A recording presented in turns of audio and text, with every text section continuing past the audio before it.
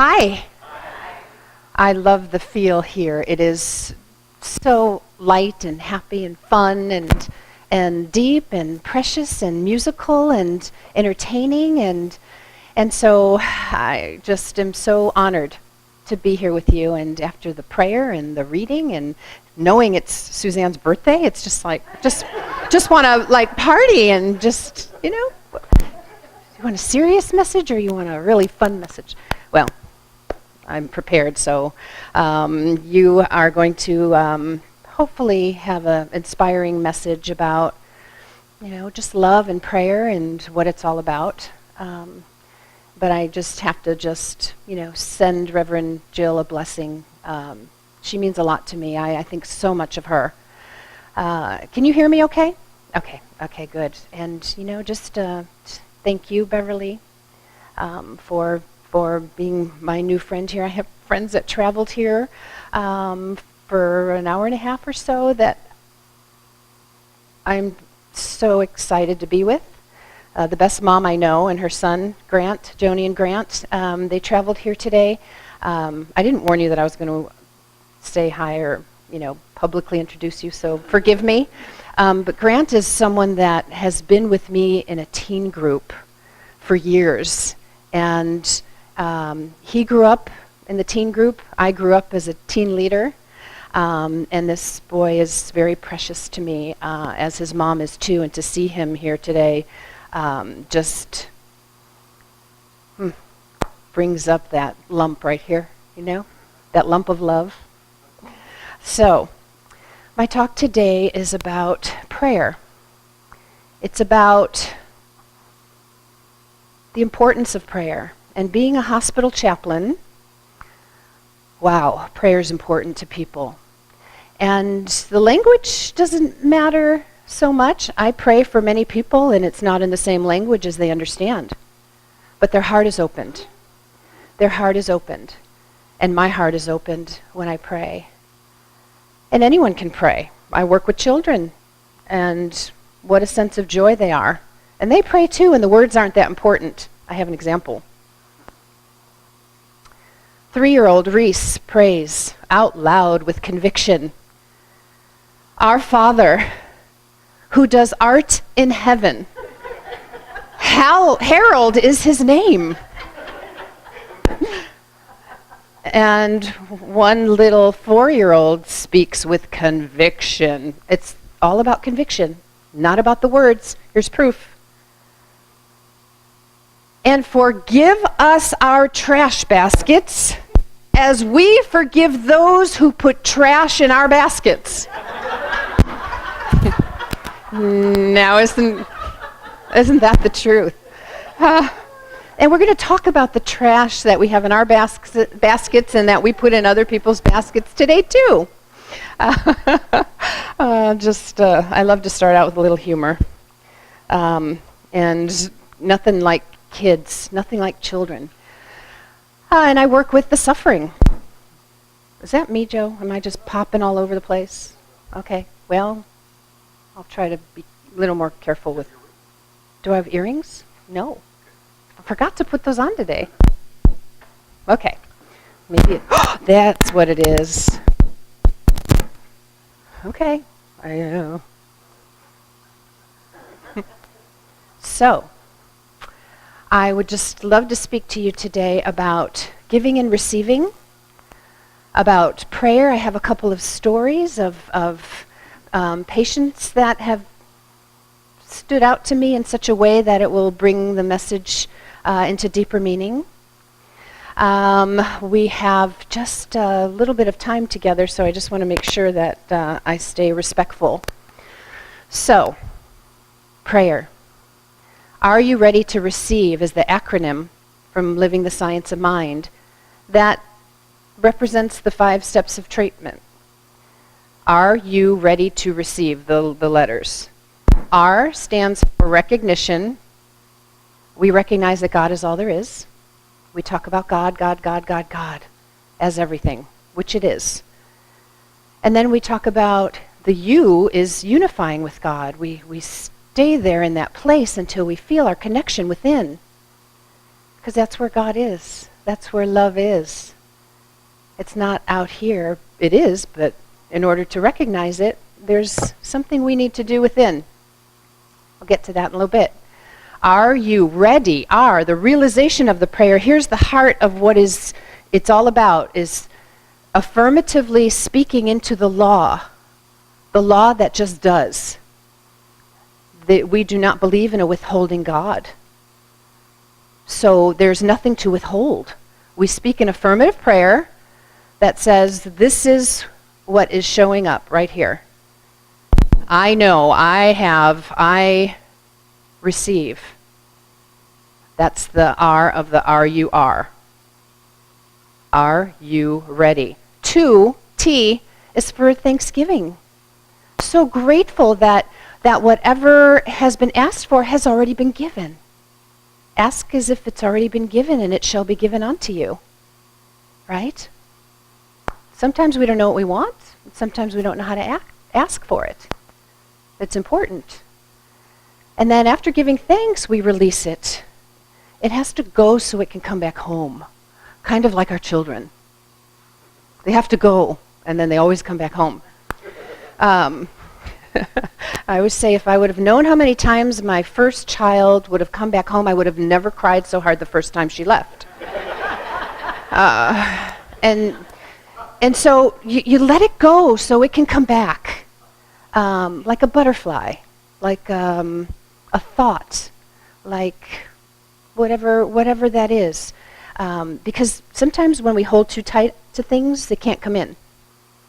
So when you let it go and you just give it to the universal presence of love, how could it not show up for you?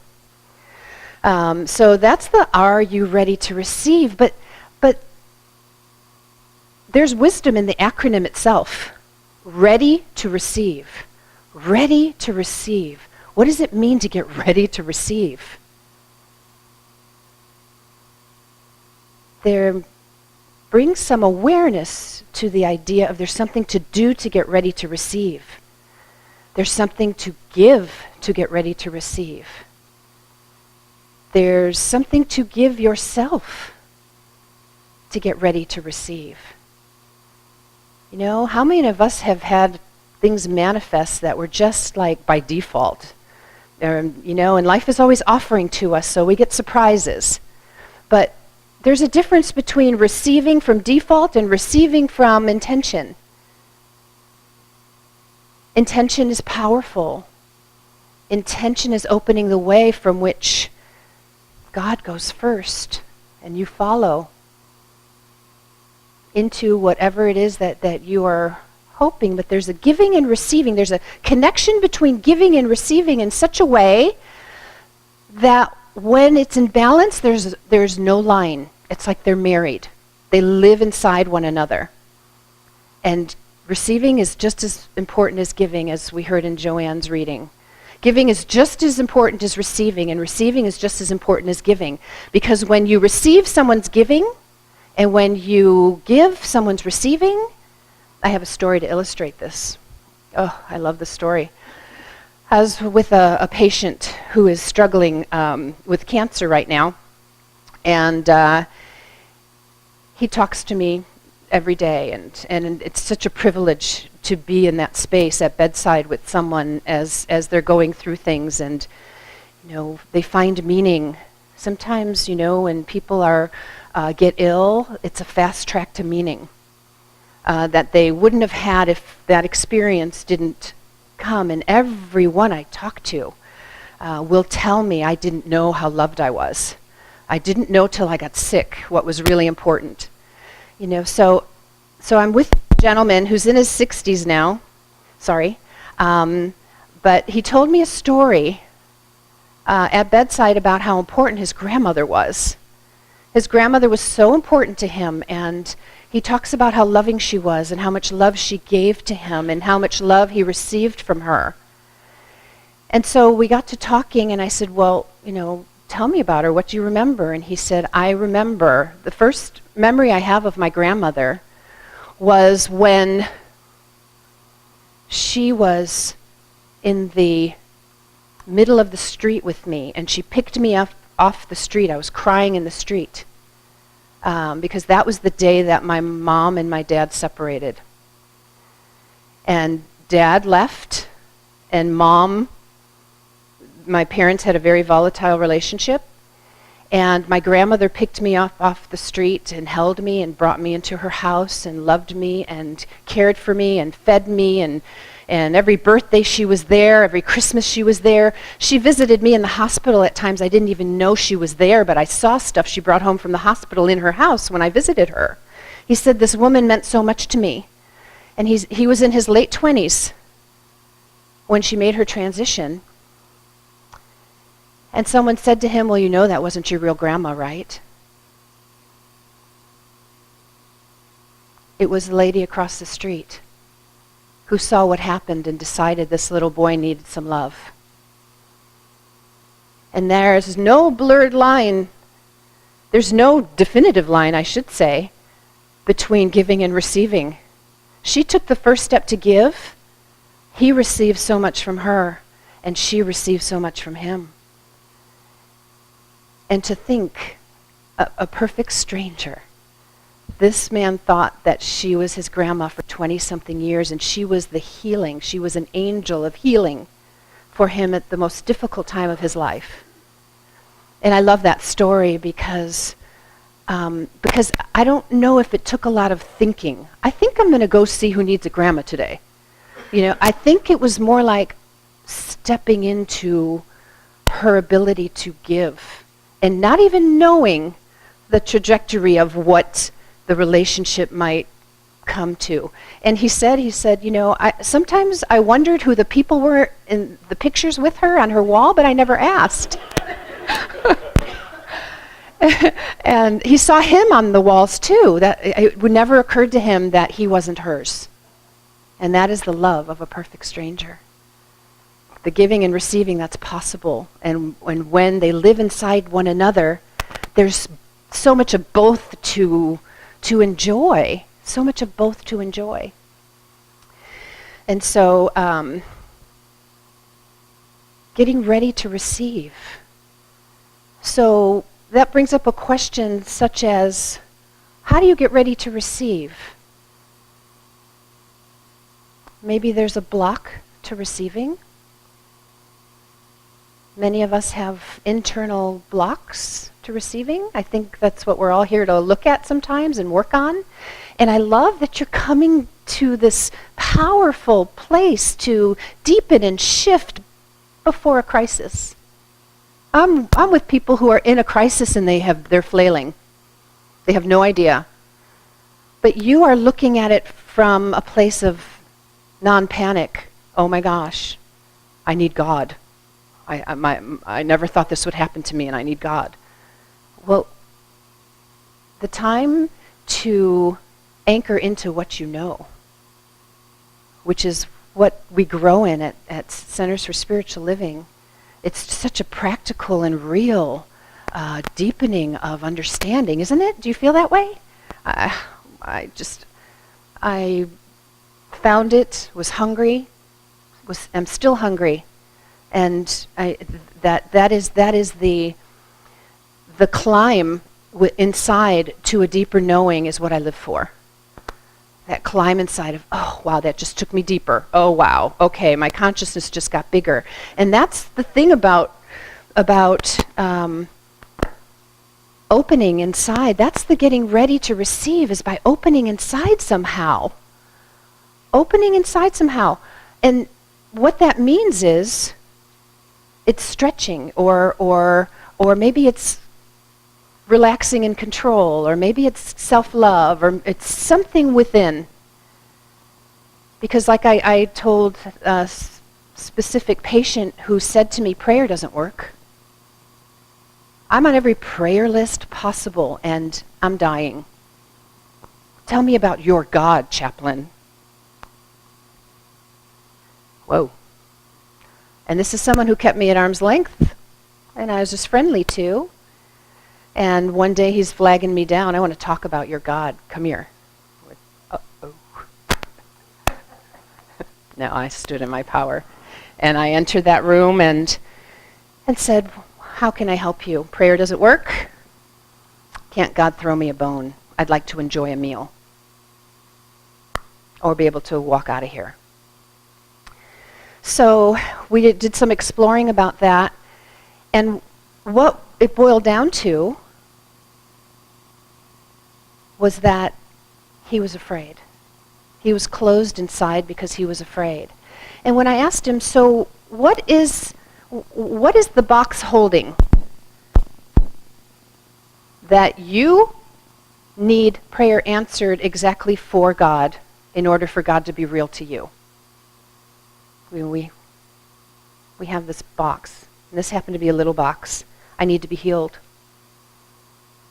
I need to be healed for me to believe in God. Well, through a lot of talking and soul searching and taking down the layers of the we just got to fear. He didn't know what happened after here. He never thought about it. And as we explored different things, the box changed. The box grew from which God needed to fit in for him to have a sweeter tone of voice with me, wanting to know why prayer didn't work. So as we stretched the box and said, well, have you thought about this or have you thought about that? And through the questionings, he got right to the heart of the matter. And when I left his room, he said, I think answered prayer was you coming into my room today. And handled some of the fears and that's the opportunity that is just so powerful. I never thought I'd be a chaplain. Life is always offering. I was just hoping for I was just out of ministerial school, hoping for a good interview. And I'm like, I wonder what it would be like to apply for something outside of CSL. Oh, I found out. And I'm like, I'll never get that job. I'm sure they want someone of a certain faith. No, they want someone who appreciates all faith. And I do, and it doesn't matter. It does not matter. It changes nothing about God if you decide to be Christian or Jewish or atheist. It changes nothing about God, and I meet them where they're at. And the most important thing about giving and receiving, and are you ready to receive? The important part that I want to mention is that this patient, he started off with everyone is praying for me. And I said, that is wonderful. And how are you receiving all of that prayer? He didn't think he had to do anything. He didn't think any of this he thought it was all outside of him. Oh, people are praying. And praying for people is beautiful. There's nothing like sitting with a practitioner. But just like people who have a belief in medicine, they need to take the pill. The medicine out here is going to work for somebody else who takes it. You need to swallow the pill. You need to swallow the prayer. You need to open up to receive it. If you don't open up to receive it, if you can receive this much, that's all you'll get. So opening is really getting ourselves out of the way, getting out our judgments, getting out our hurts, our wounds, our disappointments, our less thans, you're not good enough, and what does God want to have with you? You're just nobody. There's an anthropomorphic God out there who just sits in the sky and punishes me. Oh my God. It's getting our stuff out of the way, our attitudes and our opinions, and maybe even our preferences. Because I've received things that I didn't prefer before I knew what I was getting, and I'm so blessed and grateful. Becoming a chaplain is one of those things. Had no idea the profound level of gratitude that I would live being blessed by meeting incredibly wonderful people. And so I have a little beta fish, and this fish is very hardy. It's been down the disposal. I'll only tell you that. But the disposal wasn't on. It lived. It's fine. She's blind, and I don't know. It's a she. It's hard to tell with a fish. But I love this fish. She's like 4 years old. I'm like, how could you live so long? This is amazing. And the pump went out in the tank, so I bought her a bigger tank. I have a reason for telling you this. I believe me. So I bought a bigger tank, and then all I did was worry about her. She won't find her food It's bigger distance for her to get to the top. And I stressed about her and watched her. It's like I had nothing else to do but watch my fish. And that wasn't helpful. Neither was worrying about her. What was helpful is when I trusted God within her could find the food. And it did perfectly well. And so my point in telling that is when we open inside, which is getting ready to receive, if we can open, just like I got her a bigger tank, guess what happened? She grew bigger. Here I'm limiting her by my own fears that she won't even eat. And what happens? She got bigger in her own expression of her life without me. Lessons everywhere. Gifts everywhere. I never thought my betta fish would be a spiritual teacher. And she is. She's a spiritual teacher. Bigger tank, bigger experience. Bigger opening within you, bigger life. And it's just so powerful to get ready to receive and to give. Because that's how it keeps going. That's how love picks up little boys in the street who are crying and becomes their grandmother. Now, this man who didn't believe that prayer worked realized that he was the one that wasn't working prayer. And all kinds of things happen outside of us, right? But until you take the pill. And that's what I love so much about this philosophy. It's a philosophy of responsibility. It doesn't happen to you, it happens through you. Through us as we open to receive. And there's an invitation there to heal some stuff.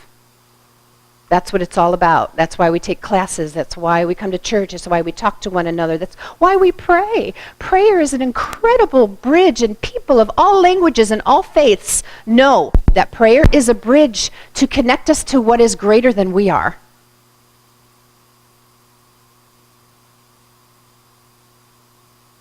And it's within us. And for a lot of us who have been raised in different faiths, it's like such a humbling idea. God isn't within me, really? Why me?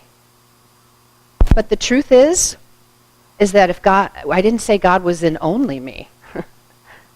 If I said God is in only in me and I'm really special somehow, that's a lot different than God is in every breath of life. God is everywhere. So it's almost like a denial of the greatest gift we could have been giving that we could be receiving. The greatest gift there is. And it happens when you close your eyes. That's where it is. You feel the magic, don't you, when you close your eyes? It's just heaven is within you. It's in the feeling. It's in the trusting. It's hidden away in fear. Hello. Okay. Much better. So, I want to share with you, we're talking about other faiths, and this will sound familiar from a different faith, but we're all about transformation. Transforming old ideas into new ways of being. And that's why I'm going to share this with you. Besides Ernest Holmes, the founder of Science of Mind, I really enjoy Emmett Fox. And he does a lot of mystical interpretation of Bible, or he does a lot of little stories that to me just touch me in such a practical way that my consciousness is bigger from connecting with his writings. And what he says, and this is a way to receive more. What he says is we need to be born again. Not in the Christianity perspective or definition. But he says, in order to have a new experience, you cannot be the same person. What does that mean? That means standing in a new place of receiving, not from where the issue is, but from where the healing is. And it might feel like two different places, but it's really one. Being born again. Being born again just means I'm making a decision today to let go of fear. I'm going to stand in receiving love only, and then practice my way there. And according to Emmett Fox, it's a lot of shedding. It's a lot of shedding. But a snake becomes born again when it sheds its skin and can no longer fit back in there. That snake was born again into a higher expression or experience of who it already and really is. And it's true for us too. Was it Einstein who said the level of the problem cannot be solved at the level of the problem? We just kind of spin and keep repeating and keep repeating and keep receiving the same. That when there's an illness, I'll give you an example. That when there's an illness and there's not feeling good, and this is a challenging one, talking about it, feeling it, always doing the mental assessment of why me and all of that, that's not where the healing can be. The healing can be in softening the appearances and lifting to a higher truth. And the longer you can stay in the higher truth of God is wellness and so am I. Life is for me and not against me. I live in the power and presence of love itself, and every second of every day I am whole, perfect, and complete in mind, body, and spirit. Because there's something about thinking first, and then the body listens. And if you talk a lot about how this is going, you stay spinning in that same energy, and then, it takes a new idea to lift to begin the healing process. And so, being born again, that can just be in a thought, that can be in a whole idea or belief, that can be in many different ways. But it's a move. You move. Many times you just need a verb to get going. Just pick a verb. Breathe. Trust. Move.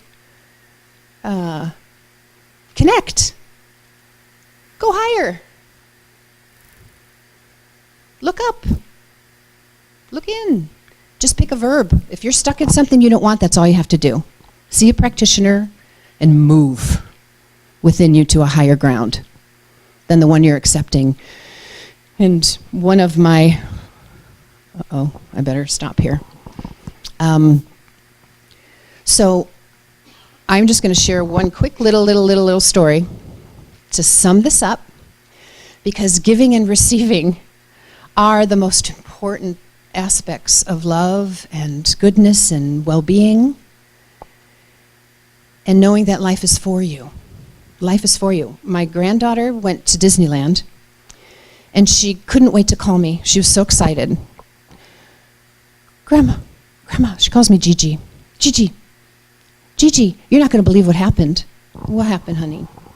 She said, the parade was coming. The parade was coming, and I saw Elsa. She loves a certain princess from the movie Frozen. Elsa, Gigi, Elsa. She was looking right at me, and she waved for me. And I felt myself wanting to correct her grammar and say, do you mean to you, honey? She waved to you? But I stopped myself and said, why would I want to diminish her experience by correcting her grammar? Children know that everything is for them, not just Princess Elsa. God is for you. And let's not diminish that experience by sitting in less thans. Let's go, yeah. And that's happening within me every second of every day, and right now, right here. It's powerfully real that God is waving and giving and receiving for you and through you. And let's not let language diminish what that really means. Much love to all of you. Let's pray. Stand here in this powerful moment, giving and receiving, this feeling that happens as we turn within, knowing that God is all there is, that God is the love, God is healing, God is the opening of what can come through us every time we raise our thinking. And so trusting and knowing and just being in that space, knowing that it's true for all of us. Not some of us, all of us, from the ant on the ground to the dinosaur. It doesn't matter.